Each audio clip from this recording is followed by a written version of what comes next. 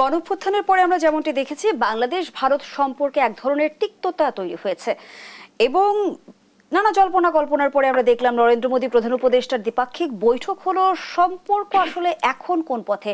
সবশেষ পদক্ষেপের কথা যদি আমি উল্লেখ করি, ট্রান্সশিপমেন্ট স্থগিতে কূটনৈতিক প্রটোকল ও শিষ্টাচার রক্ষা করেনি ভারত।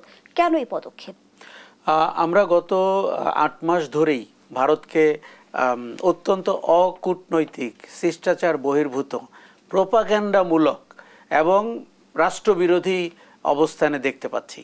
এর একটাই কারণ যে শেখ হাসিনার সাথে তাদের সখ্যতা হয়েছিল। কোনোভাবেই আপনি ভাববেন না ব্যক্তিগত সখ্যতা। একটি রাষ্ট্র তার সম্পদ, তার জলভূমি, তার যোগাযোগ ব্যবস্থা, তার এয়ারপোর্টস এবং তার নিরাপত্তা ব্যবস্থাকে ঝুঁকিতে ফেলে পরপর 3টি খারাপ নির্বাচন করে ক্ষমতায় ছিল। ভারত ওই নির্বাচনগুলোকে বৈধতা দিয়েছিল। বিনিময়ে ভারত যেটি পেয়েছিল বাংলাদেশ রাষ্ট্রের উপরে তার একচ্ছত্র ক্ষমতা। শেখ হাসিনা একটা পাপেট ছিলেন এবং তার রাজনৈতিক দলের অবস্থা খারাপ ছিল এবং উনি কোনো ম্যান্ডেটহীনভাবে অন্তত 10 বছর রাষ্ট্র পরিচালনা করেছেন ভারতের সমর্থন নিয়ে। এখন ভারত সেই কমফোর্টেবল অবস্থানটিকে সরে গেছেন এবং ভারত হজম করতে পারছে না যে বাংলাদেশ একটা নতুন শক্তির অভ্যুদয় হয়েছে এবং এই শক্তিটি ভারতের সাথে চোখে চোখ রেখে সমতার ভিত্তিতে, সম্মানের ভিত্তিতে বাংলাদেশ রাষ্ট্রের কূটনীতি দেখছে। জনাব আশরাফ কাইসার, এই বাস্তবতার মধ্যেও ভারতের পররাষ্ট্রমন্ত্রী জয়শঙ্কর যেমনটি বলেছেন, ভারত যতটা বাংলাদেশের মঙ্গল কামনা করে অন্য কোনো দেশ ততটা করে না। বাস্তবতার সাথে মিল কতটুকু দেখেন? আমি মিল খুঁজে পাচ্ছি না। কেননা আমি বলি, ভারত মঙ্গল কামনা করলে একের পর এক পচা নির্বাচনকে বৈধতা দিত না।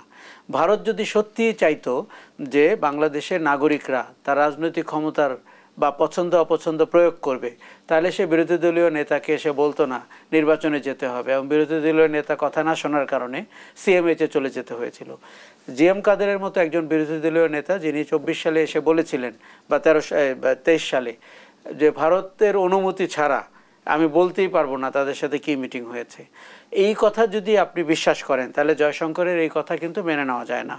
এখন দেখুন, ভারত অতীতে বলতো, যখনই আমরা বলতাম যে আমাদের নির্বাচন খারাপ হচ্ছে, কোনো দলের অংশগ্রহণ নেই, মানুষ ভোট দেয় না, ভারত কেন কিছু করছে না, তখন তারা বলতো এটা অভ্যন্তরীণ বিষয়।